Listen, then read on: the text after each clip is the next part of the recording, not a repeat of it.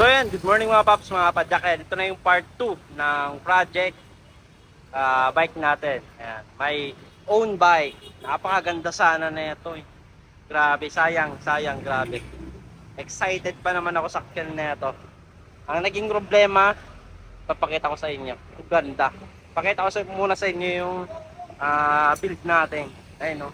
Kahit saan ang gulo mo tignan. Yung mga punta dito kanina, mga customer namin kaninang umaga, sabi nila ang ganda. Ang ganda ng pagka-build. Ayan. Dual tong frame natin. Makita nyo yan. White. Pagpunta kayo dito sa kabila. Ayan. Stealth block.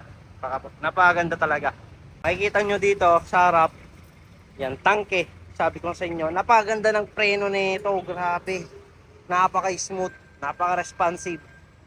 Ayan. CNC short lever.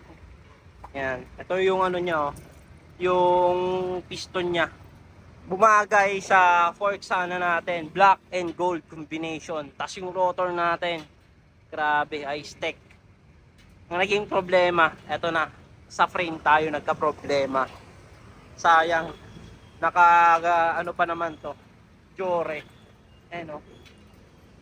Ayan, naka-Jore crankset tayo. Na-upgrade natin ng chainring, Jore sprocket, Jore chain, RT, Pops Pro na rim, ganda oh. Bagay na bagay. Makikita ko na yung kalalabasan ng magiging Pops Pro natin, ang pogi ng frame. Pero hindi ganito yung design natin ng frame ah. Hindi. Ganyan lang yung ano niya, decals niya. Ayan, naka Pops Pro 3 tayo. Ito yung naging problema. Ayan, hindi kasi yung ano natin, quad piston natin. Kahit iba-ibahin natin yung rotor, sayang. May sumasabit dito sa seat stay niya. Ayan oh. Pag ano mo dyan, sumasabit. Ayan, ayaw namin ipilit ng ganyan. Kasi, the more na nagpipreno ka, gumagalaw-galaw dito. May maliit siya na movement. Kaya ayaw namin na ma-damage ang frame natin, lalo carbon. Kaya nag-decide kami na palitan ng Jore. Ayan. Yung preno natin. Pero punta dito si Tangke, nakita niya yung video natin. Eto na. Naglabas naman siya ngayon ng 1 of 1. Ako lang meron nito. Ito daw yung ibubuo natin, 1 of 1 sa Pilipinas. Ito yung kaunahang frame ngayon na lahat internal. Papasok lahat yan dito sa head tube. Yung kable, tatagos na lang siya dito sa dulo.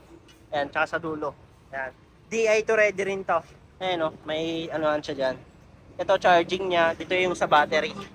Yan, Di2 ready rin yung frame na yan. Kaya magkakaroon tayo ng part 3. Sayang, napakaganda na ito. Ngayon, puro tangke na. Tangke frame, tangke fork, tangke yung brake set natin. Excited na ako gamitin. Ito yung kakalabasan natin. Pag dumating na yung frame natin, ayan, medyo delay. Grabe. Pero magiging sulit. Magiging ganito siya. Pops Pro 3 yung carbon. Yung alloy natin, Pops Pro 2 or Pops Pro 1. Yan. Nag-aantay tayo ng malaking budget para may release lahat ng mga Pops Pro. Yan, buong bike kumpleteho natin except sa group set.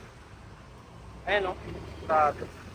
Yan, abang-abang naman sa part 3. Sayang. Pero nakita nyo yung build natin, if ever na dumating na yung parts natin na kompleto ng parts Pops Pro. Ayan, ang pogi ng kinalabasan. So, maraming salamat. Abang natin sa part 3. Lahat na magiging tangke. So, ayan lang. Thank you.